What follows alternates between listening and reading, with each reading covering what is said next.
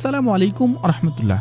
ফরাসি রাজা সুলতান সুলাইমানের কাছে সাহায্য চেয়ে দূত পাঠিয়েছিলেন। ওসমানীয় সুলতান সুলাইমান খান ফরাসি রাষ্ট্রদূতকে আশ্বস্ত করেছিলেন ফ্রান্সকে তার সুরক্ষায় নেবেন এবং ফ্রান্স স্বাধীন হবে।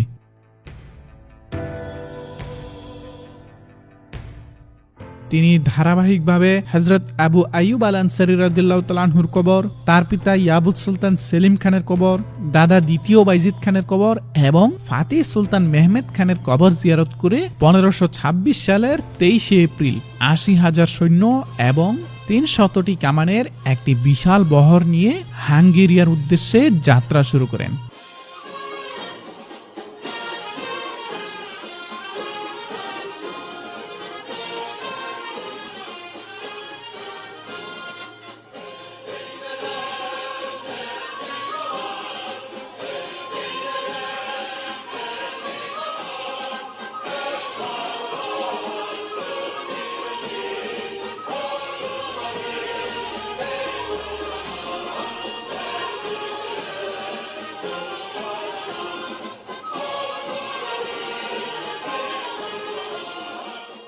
ইস্তাম্বুল থেকে যাত্রা শুরু করা ওসমানীয় সেনাবাহিনী খুবই সুশৃঙ্খলভাবে এগিয়ে চলছিল। কোনো প্রকার ফসলি জমি নষ্ট করা সুলতানের পক্ষ থেকে ছিল কঠোরভাবে নিষিদ্ধ।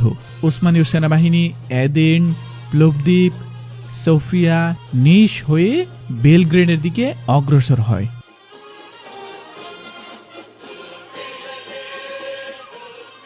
উজিরে আজম পারগালি ইব্রাহিম পাশা একটি অগ্রগামী বাহিনী নিয়ে মূল বাহিনীর আগে এগিয়ে যান। ওসমানীয় গ্র্যান্ড উজিরের নেতৃত্বে থাকা বাহিনী দানিউবের একটি গুরুত্বপূর্ণ শহর পেট্রোভারাদিন অবরোধ করে।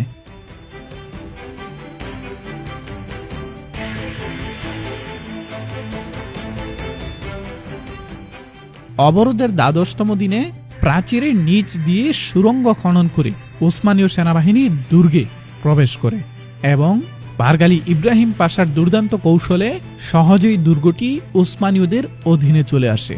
এদিকে বসনিয়ার বেইলারবে সিরিয়ার অঞ্চলে প্রবেশ করে সেখানকার সকল দুর্গ জয় করে নেন। বেলগ্রেড শহরে ঈদুল ফিতর পালন করে ওসমানীয় সেনাবাহিনী নিয়ে সুলতান সুলাইমান দানিউব নদীর তীর ধরে এগিয়ে যেতে থাকেন।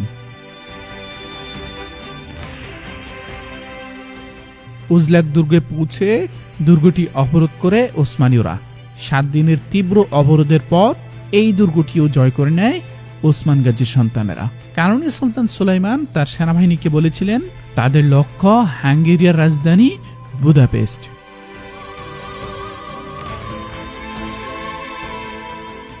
হাঙ্গেরি ইতিমধ্যে তাদের দেশ রক্ষার্থে সারা দেশে সৈন্য সংগ্রহ শুরু করে।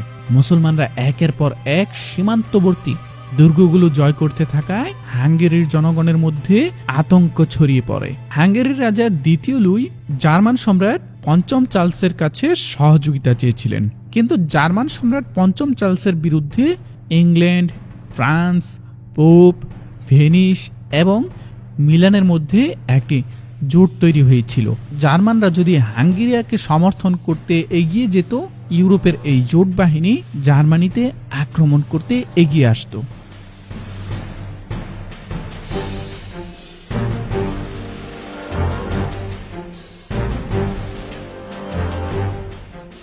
পরিস্থিতি বিবেচনায় হাঙ্গেরিয়াকে সাহায্য করতে জার্মানরা মাত্র কয়েক হাজার সৈন্যের একটি বাহিনী পাঠিয়েছিল। যদিও পোপ জার্মানদের বিরুদ্ধে ছিল, কিন্তু ক্যাথলিক হাঙ্গেরিয়াকে মুসলমানদের হাতে ছেড়ে দিতে পারেননি। পোপ হাঙ্গেরিয়াকে ওসমানীয়দের বিরুদ্ধে সহযোগিতা করতে সেনাবাহিনী পাঠায়। এছাড়াও ক্রোয়েশিয়া, পোল্যান্ড, বোহেমিয়া সহ আরও বেশ কয়েকটি খ্রিস্টান রাষ্ট্র হাঙ্গেরিয়াকে সমর্থন করতে সরাসরি সৈন্যবাহিনী পাঠিয়েছিল।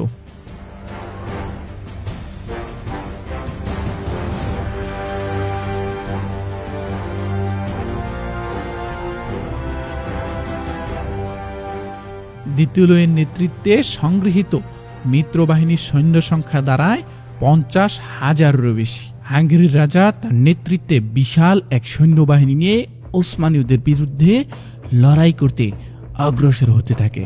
কানুনি সুলতান সুলাইমানও ওসমানীয় সেনাবাহিনী নিয়ে মহাচের দিকে এগিয়ে যেতে থাকেন।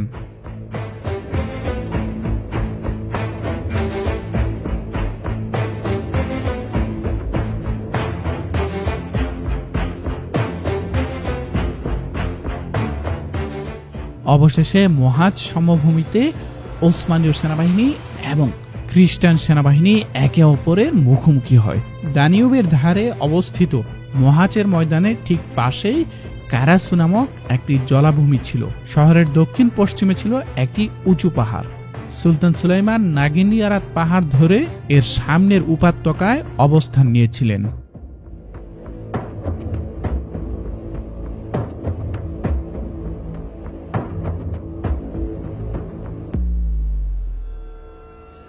এ যুদ্ধে উসমানীয়রা ভিন্ন রকম এক কৌশল অবলম্বন করেছিল। এক এক করে 3টি সারিতে অবস্থান নেয় ওসমানীয় সেনারা। সামনের সারিতে রোমেলিয়ান বাহিনীর নেতৃত্ব দেন গ্র্যান্ড বুজির পারগালি ইব্রাহিম পাশা। দ্বিতীয় সারিতে আনাতোলিয়ান সৈন্যদের নেতৃত্ব দেন আনাতোলিয়ান বেইলারবে এবং তৃতীয় সারিতে জেনেসারিদের নেতৃত্ব দেন সুলতান দ্য ম্যাগনিফিসেন্ট। সেনাবাহিনীর ঠিক পিছনে 2টি সারিতে 300টি সারিবদ্ধভাবে কামানি স্থাপন করা হয়েছিল। আকিনজি প্রধান মালকুচুলুক বালিবে এবং হুসরেব্বে পাহাড়ে তার সেনাদেরকে নিয়ে গোপনে অবস্থান নিয়েছিলেন। এ যুদ্ধে উসমানীয়দের ভিন্ন রকম পরিকল্পনার কারণ ছিল হাঙ্গেরিয়ার সাজোয়া অশ্বরোহী বাহিনী। এই বাহিনীটি ছিল খুবই ভয়ঙ্কর। তাদের শরীরে মোটা বর্মের কারণে তীর এমনকি তরবারির আঘাতেও তেমন প্রভাব ফেলতে পারত না। তাদেরকে হত্যা করা যেত কেবল গদা ব্যবহার করে।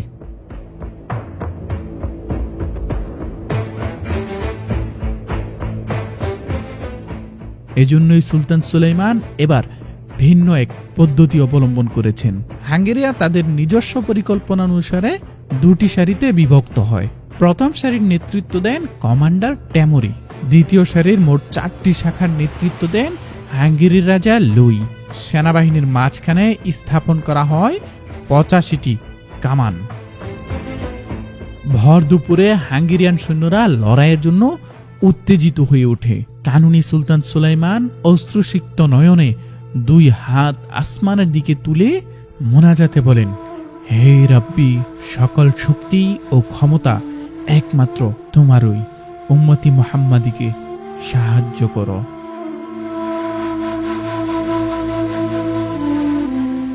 হাঙ্গেরিয়ান সাজোয়া অশ্বরোহী বাহিনী উসমানীয়দের দিকে প্লাবনের ন্যায় ছুটে আসতে থাকে।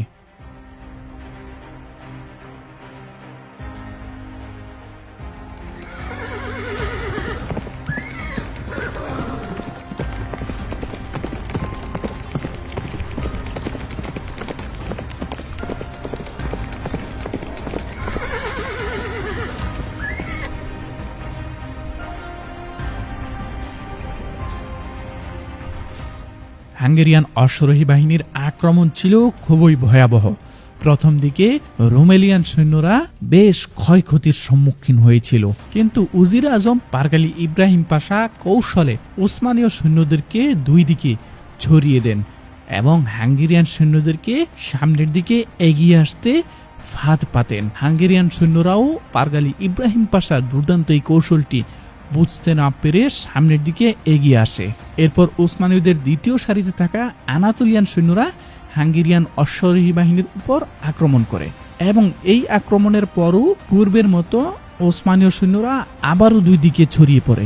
হাঙ্গেরিয়ান সৈন্যদের সামনে শুধু জেনেসারি এবং সুলতান সুলাইমানকে দেখতে পেয়ে তারা নিজেদেরকে আটকে রাখতে পারেনি। এবার হাঙ্গেরিয়ার পুরো বাহিনী একযোগে আক্রমণ করতে জেনেসারিদের দিকে এগিয়ে যায়।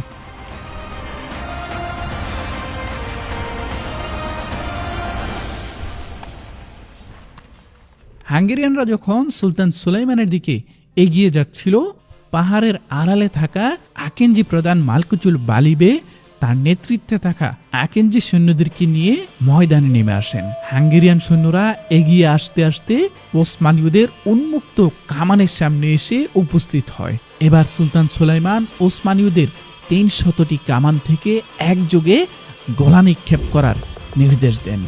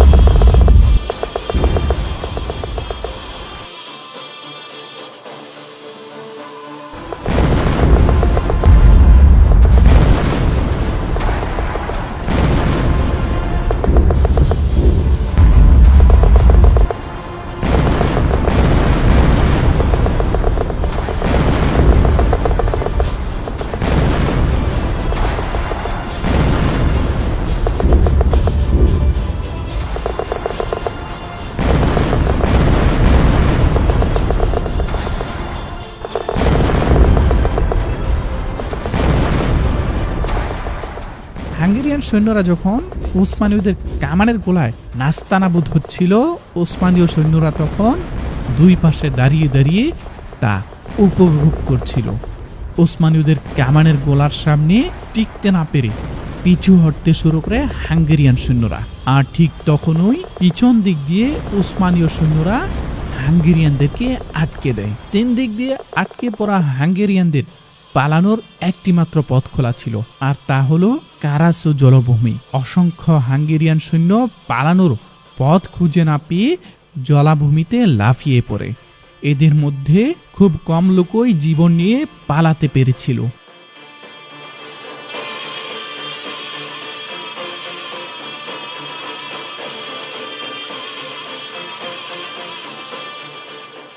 মাত্র 2 ঘন্টা স্থায়ী এই যুদ্ধে হাঙ্গেরিয়ার পুরো বাহিনী ধ্বংস হয়ে যায়। জলাভূমিতে আটকে পড়া ব্যক্তিদের মধ্যে হাঙ্গেরির রাজা দ্বিতীয় লুইও ছিলেন। মোহাচের ময়দানের এ যুদ্ধ পৃথিবীর ইতিহাসের সবচেয়ে সংক্ষিপ্ত যুদ্ধের খেতাব অর্জন করে এবং হাঙ্গেরির ইতিহাসে সবচেয়ে যন্ত্রণাদায়ক ইতিহাসে পরিণত হয়। ঐতিহাসিক এ যুদ্ধে ওসমানীয়দের মাত্র 1500 থেকে 2000 সৈন্য শাহাদাত বরণ করেছিল। বিপরীতে হাঙ্গেরিয়ার প্রায় 20 থেকে 25,000 সৈন্য মারা যায়। পালানোর সময় হাঙ্গেরির রাজা দ্বিতীয় লুইও পানিতে ডুবে মারা গিয়েছিলেন। হাঙ্গেরির সেনাবাহিনী ধ্বংস হয়ে যাওয়া এবং হাঙ্গেরির রাজা দ্বিতীয় লুই মারা যাওয়ায় ওসমানীয়দেরকে প্রতিহত করার মতো আর কেউই অবশিষ্ট ছিল না। সুলতান সুলাইমান তার সেনাবাহিনী নিয়ে সরাসরি হাঙ্গেরির রাজধানী বুদাপেস্টে চলে যান। শহরের লোকেরা কোনো প্রকার প্রতিরোধ না করে শহরের চাবি তুলে দেন সুলতান সুলাইমানের হাতে। মাত্র 2 ঘন্টার যুদ্ধে 526 বছরের পুরনো হাঙ্গেরি রাজ্য ওসমানীয়দের অধীনে চলে আসে।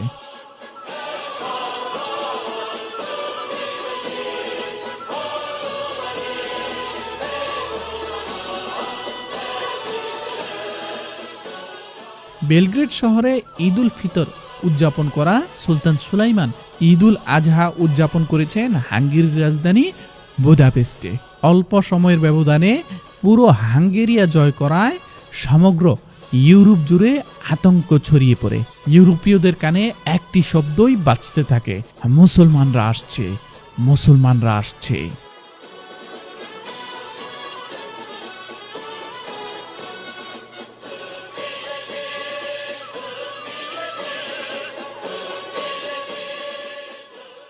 সুপ্রিয় দর্শক মণ্ডলী, আজকের ভিডিওটি এ পর্যন্তই। আমাদের ভিডিওটি যদি আপনাদের কাছে সামান্য থেকে সামান্য পরিমাণে ভালো লেগে থাকে তাহলে অবশ্যই আমাদের ভিডিওটিতে লাইক, কমেন্ট, শেয়ার করে দিবেন। আমাদের পরবর্তী ভিডিওতে আমরা আলোচনা করব ওসমানীয়দের ঐতিহাসিক জার্মান শহর ভিয়েনা অবরোধ নিয়ে। তো দর্শক, আমাদের সেই ভিডিওটি দেখতে হলে অবশ্যই আমাদের চ্যানেলটিকে সাবস্ক্রাইব করে দিতে হবে এবং আমাদের সোনালী অতীত ফেসবুক পেজে লাইক দিয়ে দিতে হবে। দেখা হচ্ছে ঐতিহাসিক ভিয়েনার যুদ্ধে। আসসালামু আলাইকুম ওয়া রাহমাতুল্লাহ।